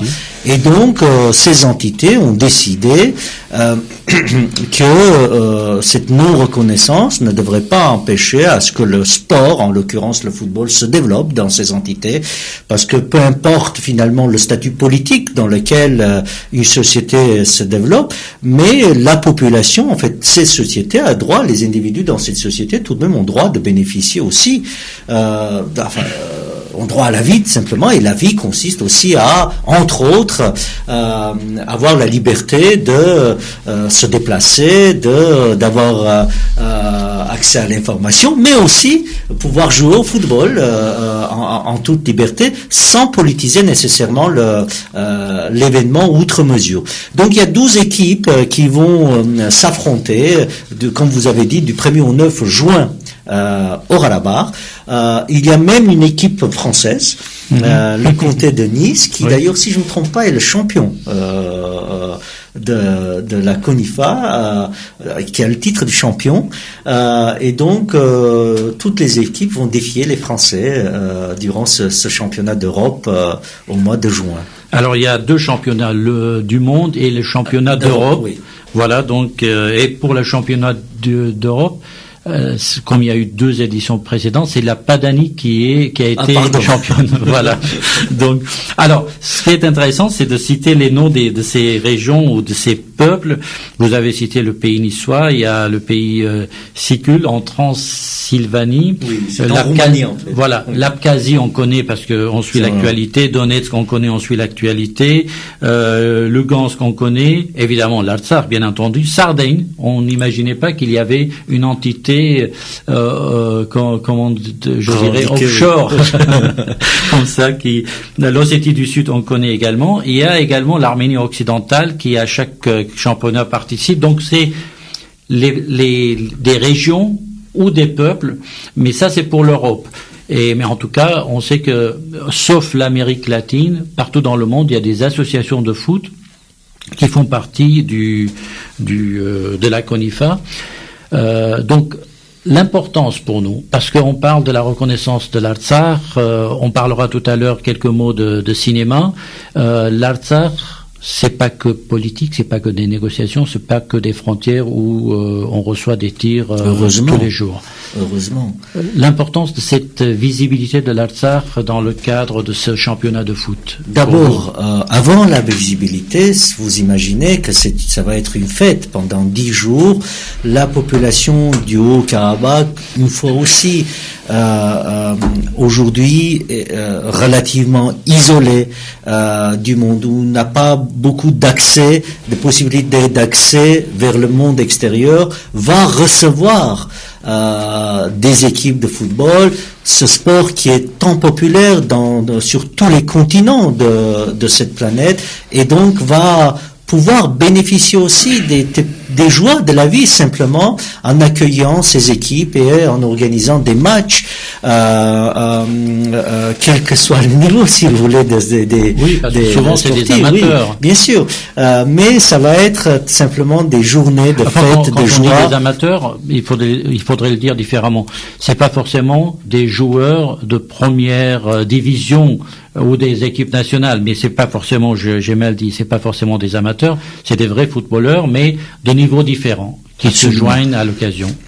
Et donc, les bénéfices de ce championnat, c'est comme pour tout État, reconnu ou pas reconnu. En fait, ce sont les valeurs, ce sont les principes, c'est aussi cette célébration qui va faire son entrée au Rabat pendant 10 jours. Donc des millions de gens vont pouvoir suivre en direct, parce qu'il y a aussi des méthodes de transmission qu'on aura l'occasion de partager, parce que je pense que les réseaux sociaux vont être très très très actifs à quelques jours du 1er juin pour propager un peu. D'ailleurs, tout à l'heure on entendra une chanson qui est l'hymne qui a été créée par les Voix de l'Artsakh, un groupe qu'on a vu faire le tour de la diaspora il y a quelques années. Ce sont des jeunes chanteurs, danseurs, un excellent clip vidéo, très agréable à regarder, et la musique, il suffit de l'écouter 2 fois, vous allez la répéter sans cesse, et qu'on entendra tout à l'heure. Donc, il y a toute une mécanique de communication qui est mise en place le Babik Tadik, le symbole de l'Artsakh, devant lequel donc des personnages qui ressemblent à ces Babik et Tadik vont figurer, un jeune qui va faire une sorte de mascotte représentant la Konifa Artsakh 2019. Et donc, ce qui est demandé au Johannes Kevorkian, c'est que chacun de nous, dès aujourd'hui, c'est sur YouTube, vous cliquez sur l'Okhlava, et l'Okhlava, pour ceux qui ont discuté avec partie ou qui sont allés au Harapar, ils savent que l'Okhlava, c'est tout va très bien. L'Okhlava, Arménie Chlave. Tout va très bien. C'est ce message positif et rassurant qui va accompagner toutes les équipes qui vont être accueillies au Karabakh. Il y a des comptes Twitter, Konifa Artsakh, vous pouvez y accéder et donc trouver de l'information sur Internet avec Konifa Artsakh. Je pense que beaucoup d'entre nous, d'entre ceux qui nous écoutent, seront surpris de cette belle organisation que l'Artsakh accueillera. Et puis il y aura une soirée inaugurale avec une vraie fête, des chanteurs. Je ne sais pas si je peux tout dévoiler. En tout cas, une belle prestation de chanteurs venus aussi d'ailleurs, mais aussi surtout des chanteurs arméniens. Tout sera filmé, tout sera en ligne. Donc, avant de parler cinéma, nous allons écouter justement l'hymne de la CONIFA qui est la Confédération indépendante des football associations au pluriel, et donc l'hymne de la CONIFA Artsakh 2019.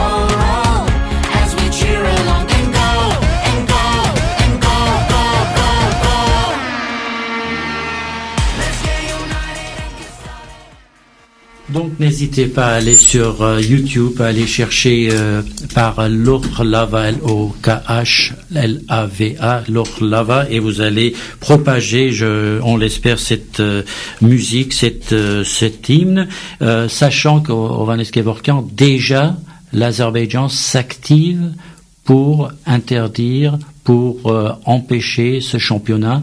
Déjà, les hackers azerbaïdjanais sont très actifs. Le compte Twitter de la CONIFA Artsakh a été stoppé pour un certain temps hier ou avant-hier parce qu'il y a eu des réclamations de la part de l'Azerbaïdjan.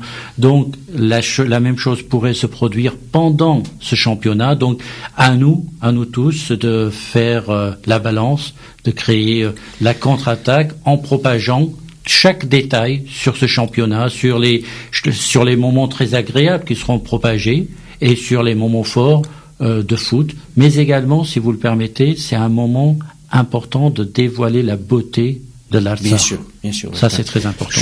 Juste deux mots.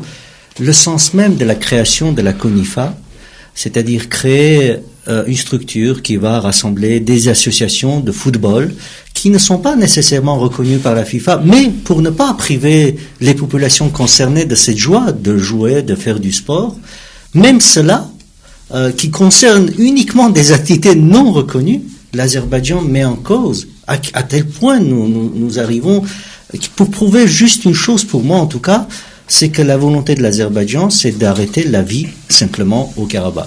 Tout ce que le Haut-Karabakh fait, il ne s'agit pas là de son statut, il ne s'agit pas d'une reconnaissance partielle ou pas partielle, il s'agit juste de football avec des entités non reconnues par la communauté internationale, mais même là, l'Azerbaïdjan, naturellement, souhaite empêcher à tout prix. Alors, l'Azerbaïdjan empêche également la production de films, et on va en parler avec Jivan Avedisian. L'Azerbaïdjan a interdit à un autre pays, en tout cas fait pression à un autre pays, de donner un budget à Jivan Avedisian pour réaliser son dernier film sur le Karabakh. Et c'est l'occasion de terminer cette émission avec lui en arménien. Jivan Avedisian, Paris Gazekay FM. Ուրախ ենք, որ մեզ հետ եք, եւ ուրախ ենք հատկապես, որ արիթ ունենանք մեր ունգընտիրներու ներկայացնելու ձեր աշխատանքը, թեկուզ այս անգամ բավական կարճ, բավական արագ, հատկապես ասելու, որ Թևանիկեն հետո, վերջին բնագիչեն հետո, արդեն Տրախտի տարբասը ֆիլմը գրեթե պատրաստ է եւ մենք կսպասենք որ լույս տեսնի ես կուզեի նախ շնորհակալություն հայտնել որովհետեւ այն քիչերեն եք որոնք Արցախին նվիրված ուղիղ կամ ուղղակի կամ անուղղակի կերպով Արցախին նվիրված ֆիլմեր կարտադրեք կներկայացնեք ես կուզեի ձեր փիլիսոփայության մասին խոսել որովհետեւ ձեր ֆիլմերը ոչ պատերազմի ֆիլմեր են ոչ ռոպագանդի ֆիլմեր են այլ իսկապես կյանքի ֆիլմեր են, որն է ձեր փիլիսոփայությունը այսպես ներկայացնելու Արցախը։ Նախ շնորհակալ եմ հնարավորության համար։ Այո, մենք տարիներ շարունակ աշխատում ենք ստեղծել գեղարվեստական ֆիլմեր եւ մեր նպատակն է ստեղծել հայկական ֆիլմեր համաշխարհային արժևորությամբ, արժեքով եւ այդ ֆիլմերը որ խոսեն Արցախի մասին, պատմեն մեր պատմության մասին, ներկայացնեն աշխարհին Արցախը։ Եվ հիմա արդեն որ աշխատում ենք երրորդ լիամետրաժ ֆիլմը Դրախտի դարպասը, դարձյալ Արցախի թեմայով է, ինչպես Թևանիկը, ինչպես վերջին բնակիչը։ Եվ նպատակը, ինչպես ասեցի, Արցախը, մեր պատմությունը, մեր ճակատագիրը, մեր անցած ուղին, մակարոնները, մեր իդեալները ներկայացնել աշխարհին։ Բայց ոչ միայն սահմանափակվելով ստեղծագործական թիմը, որ լինեն հայեր կամ արցախցիներ, ազնագազմը ֆիլմի նկարահանման, այլ նաև մեր գաղափարն է, որ աշխարհի տարբեր երևելի մասնագետներ մասնակիցը դառնան մեր ստեղծագործությանը։ Եվ ինչպես Թևանիկը, այնպես էլ վերջին բնակիչը, այնպես էլ Դրախտի դարպասը ստեղծված են միջազգային համագործակցության արդյունքում։ Մենք փորձում ենք ստեղծել ֆիլմ արվեստին բնորոշ, արվեստի չափանիշներով լեցուն, որը պատմում է Արցախի մասին, բայց միևնույն ժամանակ նաև համարտկային արժեքներով օժտված եւ նաև մասնակիցը ֆիլմին տարբեր երկրների ստեղծագործական թիմերով։ Ça, մեր հիմնական գաղափար փիլիսոփայությունն է։ Donc notre philosophie à la base c'est d'abord de créer des films de fiction avec des standards mondiaux et d'apporter tout en parlant de l'Artsakh et en parlant de l'Artsakh de ne pas se concentrer sur un environnement artsakiote ou arménien mais d'évoquer des valeurs universelles humaines et c'est ce qu'on fait également avec le troisième film La Porte du Paradis et avec la contribution de beaucoup de participants non arméniens dans ces films. Մենք քիչ առաջ խոսենք Ադրբեջանի այն ճնշումներու մասին, որոնք թույլ չեն դար որոշ պետություններու հետ ծեր համագործակցությունը այսինքն ավարտել, նույնիսկ բյուջեական, այսպես կտրուկ որոշումներու փոփոխություններ կան։ Ես կխնդրեի, որ այդ մասին նաև խոսիկ, որովհետեւ մեր ունգընտիրները հասկանան, որ դուք եւս Արցախյան բայկարի, այս անգամ քարոշչական տերևս բայկարի զինվորակրյալ եք եւ ինչպիսի ճնշումներու կհանդիպիք։ Շնորհակալություն հարցի համար։ Անկեղծորեն իսկապես մենք պայքարի մեջ ենք եւ ես բնավ չեմ ուզում վերագրեմ այն զինվորների շարքին, ովքեր որ հիմա սահմանի վրա կանգնած են, բայց հավատացեք, որ սա էլ իսկապես պայքար է, չասեմ պատերազմ, բայց բուրըն պայքար, որովհետեւ որ մենք փորձում ենք հայկական ֆիլմը Արցախի թեմայով վերհանել միջազգային մակարդակի, խոսել, փորձել պատմել ամենաբարձր փառատոների ամբիոնի, նաև ունենալ օտար ստեղծագործական թիմեր ի վերջո գալիս է մի պահ, երբ դու հասկանում ես, որ պետականորեն տվյալ երկիրը ճնշումների տակ է, որովհետև պետական ֆոնդերը, պետական կազմակերպությունները, ֆոնդերը փակ են մեր համար ֆինանսավորման։ Այո, մաս են կազմում տարբեր ստեղծագործողներ օտարազգի, բայց իրենց միջոցներով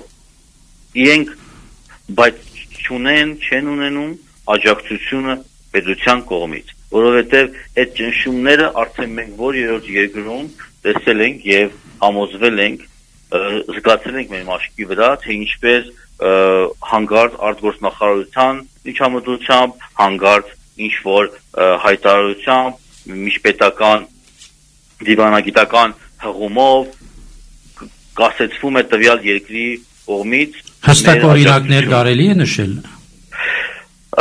Նման օրինակ ունեցել ենք Լիտվայում կոնկրետ։ Եվ ինչ պատահեցավ այդտեղ։ Որովհետև չկարողացանք մենք ունենալ հետ բերել մեր պետական աջակցությունը, բայց հասկացանք այն, որ տվյալ երկրի ճնշման կողմից լիտվական պետությունը, արտգործնախարարությունը, մշակույթի նախարարությունը հետ քաշեց նաև իր ֆինանսավորումը։ Որ որոշված էր նախապես։ Մնաց մեր լիտվացի գործընկերոջ ուսերին եւ հետո սկսվեց նաեւ հարձակումը գերմանացի, լիտվացի, ֆրանսիացի կոպրոդյուսերների ուղղությամբ, որպեսզի նեղացնեն նրանց եւ արդեն որպես մարդ նրանց փորձեն հետ քաշել մեր հետ համագործակցությունից։ Եվ սա իսկապես ոչ միայն քաղաքականապես վնասում, նաեւ ստեղծագործական, այլ նաեւ առաջի հարվածը հենց ֆինանսապես է, որ հասցնում էր մեզ։ Donc nous sommes des combattants sans vouloir nous mettre en comparaison avec les soldats qui défendent nos territoires et nos frontières, mais nous combattons également pour l'Artsakh et nous participons au plus grand festival de cinéma au monde et mais avec tout cela nous faisons face à des difficultés financières car des fonds publics sont fermés devant nous malgré la présence technique étrangère, les fonds publics sont fermés. On a des cas très concrets, par exemple en Lituanie, où une décision de financement a été octroyée. Donc la décision a été faite. Cette décision a été changée par la suite sous la pression de l'Azerbaïdjan, que notre invité ne veut même pas donner le nom. Il dit tout simplement le pays en question. Donc l'Azerbaïdjan a fait pression pour que la Lituanie retire son aide à la création de ce film et donc ce qui pose un poids financier très important et malgré cela on avance. Ջիվան Ավետիսյան, այսօր մենք կհասկանանք, որ ձեր գործը շատ կարևոր է, թերևս ֆրանսահայությունը դեռ չէ դիտացել ֆիլմերը եւ մենք Հովանես Գևորգյանի հետ գիտենք, որ գա ծրագիր ձեր ֆիլմերը ներկայացնելու ֆրանսիական ամեն բարակայի Փարիզյան սրահներում մեջ եկող ամիսներուն ամեն բարակայի այս երրորդ ֆիլմը պետք է անպայման հաջողի, դուք crowdfunding-ի դիմաց եք միշտ շատեր նախորդ ձեր ֆիլմերու օգնած են ցեզի, մեկը $1,000, մեկը $10,000, մեկը $5,000 Ամերիկային, Ֆրանսիային, Բեյրութեն կամ Հայաստանին կամ Արցախին բնականաբար այսօր այդ վիճակը չկա ձեր մոտ, որովհետև դժվարությունները ավելի մեծ են եւ ցեզ օգնելու շատ հստակ, շատ բարձ խոսելու համար կարիք կա, անհրաժեշտություն կա, որովհետեւ այս ֆիլմը իր լրումին հասնի եւ դուք GoFundMe պլատֆորմի վրա արդեն crowdfunding-ը սկսած եք Gate to Heaven, Gate G-A-T-E to Heaven H-E-A-V-E-N Gate to Heaven Tarbas դեպի տրախտ որբեսի մեր ունգընտիրները եւ ընդհանրապես ով որ ցանկություն ունի կարողանա այս գեղարվեստական կորձը ֆինանսավորել եւ երրորդ ֆիլմն ալ մենք կարողանանք տեսնել Ֆրանսիայի մեջ որքան պակաս գումար կա որուն կրնան մեր ունգընտիրները եւ ընդհանրապես ֆրանսահայությունը մասնակցել այո իսկապես պետք է անկեղծ ասեմ որ շատ մեծ հարյուրների են հասնում այդ մարդկանց թիվը, ովքեր որ տարբեր չափաբաժնով ֆինանսապես մասնակից են եղել GoFundMe-ի ֆինանսավորմանը, միջև այդ Indiegogo-ում եւ կարողացել են տարբեր երևելի մարդկանց շնորհիվ օժանդակությամբ հասցնել ֆիլմը post-production-ի ամենաբուրըն, այն ասում գործունյա վիճակին եւ այսօր իսկապես պետք է անկեղծ ասեմ, որ մեծ հայկական պատկերացումներով բավական մեծ բյուջե ունեցող ֆիլմին ընդամենը 20,000-ի պակաս ունենք հիմա, որ աշխատանքները կարողանանք Եվրոպայի մեջ ավարտենք, որ սկսել ենք եւ GoFundMe-ում Gate to Heaven պլատֆորմայի մեր edge-ը հստակ ցույց է տալիս, որ մենք 26,000-ի գոլ ենք դրել եւ ունենք արդեն 6,525-ը եւ իսկապես ես մեծ հույս ունեմ, որ դա հնարավորինս օրեր առաջ կարող են գոյացնել, ավարտելու, որովհետեւ հիմա ձայնի աշխատանքները ընթանում են Բուլղարիա, ընթանում է երաժշտության ձայնագրությունը Իտալիայում, վիզուալ էֆեկտները Չեխ Ռիփաբլիկում, Լիտվանիայում, գույնը, էդիթինգը արդեն ավարտված է։ Այս ամենը իմի բերելու ավարտելու համար մեզ պակասում է 20,000 եւ ես մեծ հույս ունեմ, որ կարողանանք օր առաջ ավարտել, որպեսզի շուշանանք մի շարք երևելի ակարգի կինոփառատոների մասնակցությամբ այս տարի եւ նաեւ օր առաջ ֆիլմը կարողանանք էկրաններ բերել, որը պատմում է մեր մասին, որը անդրադարձ ունի թե քարոզիա պատերազմին եւ թե նախորդ պատերազմին, ֆիլմ, որ խաղում են երևելի հայտնի դերասաններ Ռիչարդ Զամելը, ինչպես որ ապրում է Փարիզում, Տատյանա Սպիվակովան, որ դարձյալ ապրում է Փարիզում, լիտվացի, ամերիկյան դերասանուհի, մենք ունենք բավական հարուստ միջազգային դերասանական կազմ, ստեղծագործական թիմ եւ կարող եմ ասել, որ հարկ Աստծո կարողացել ենք 1 քայլ, 2 քայլ, 3 քայլ նախորդ ֆիլմերից ել ավելի ուժեղ, ավելի զորեղ եւ ավելի կայացած գործ ստեղծել։ Իսկապես շնորհակալ եմ նաեւ դες, որ ընդառաջեցիք, պատրաստական եղաք ռադիոեթերի համար, նաեւ առաջիկայում, որ ամիսներ անց կցուցադրվեն իմ ֆիլմերը Ֆրանսիայում, Փարիզի մեջ, միայն շնորհակալ եմ եւ երախտապարտ։ Մենք ենք շնորհակալ եւ երախտապարտ, որովհետեւ դերևս այս զրույցը բարձ զրույց չէ, այս զրույցը նաեւ բայկարի մեկ մասնիկն է, որ պետք է գիտակցենք, որ Արցախը իր առանցնութենեն դուրս պետք է հանենք, Արցախը միայն մեկ ճակատով չէ, այլ բազմաճակատ կռիվներ ունի, եւ դուք այդ բազմաճակատ կռիվներեն ճակատները մեկը վերցուցած եք ծեր վրան եւ մենք պետք է անպայման ցեզի նեցուկ կանգնենք, որովհետեւ այս երրորդ ֆիլմը լավագույն պայմաններով վրա միջազգային ստանդարտներով հասնի այն ֆեստիվալներուն, պարադոններուն եւ ես կուզեի ցեզի հարց տալ կոնե մի քանի օրինակ տվեք այդ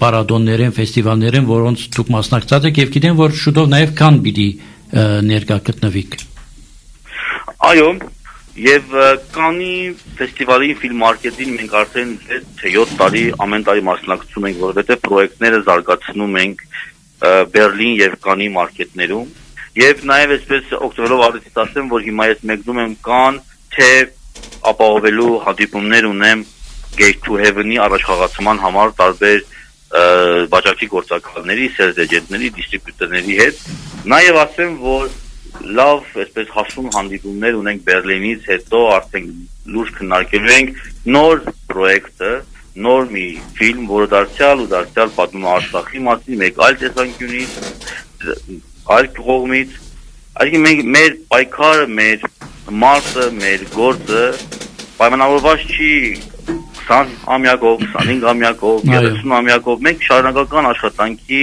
հետևողական աշխատանքի մեջ ենք եւ քայլ առ քայլ մոտիկանում ենք մեր երազած ֆիլմին եւ հաջողությանը։ Donc nous serons Նախկինում ֆիլմերը ցուցադրվել են Ակարչի Շանհայի ֆեստիվալում, իհարկե օֆիցիալ ծրագրում, բայց ոչ մրցույթային, Վենետիկի փառատոնում օֆիցիալ ծրագրում, բայց ոչ մրցույթային եւ մի շարք այլ երևելի փառատոներում, եւ մենք հույս ունենք, որ կարողանանք նոր ֆիլմով դարձյալ մեծ ֆեստիվալների մասնակցության հայտ ունենալ։ Շնորհակալություն Ջիվան Ավետիսյան. Donc le film a été présenté à plusieurs, à Shanghai, à Venise, à différents festivals.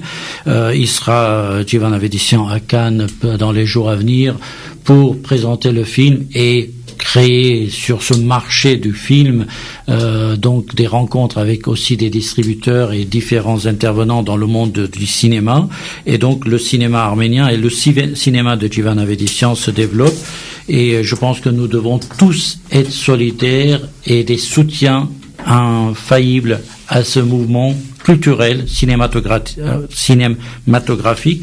Donc GoFundMe, c'est la plateforme de crowdfunding, et le film s'appelle Gate to Heaven, il est possible d'aller aider financièrement. Il manque 20 000 euros pour finaliser le film. Merci à lui, Giovanna Avedisian, cinéaste. Merci à vous, Anouche Baudouin. C'était un plaisir de vous avoir. Je rappelle que vous êtes juriste et maître de conférence à l'université Côte d'Azur. Merci, Ovanes Kevorkian, représentant de la République d'Artsakh en France. À la semaine prochaine. Au revoir.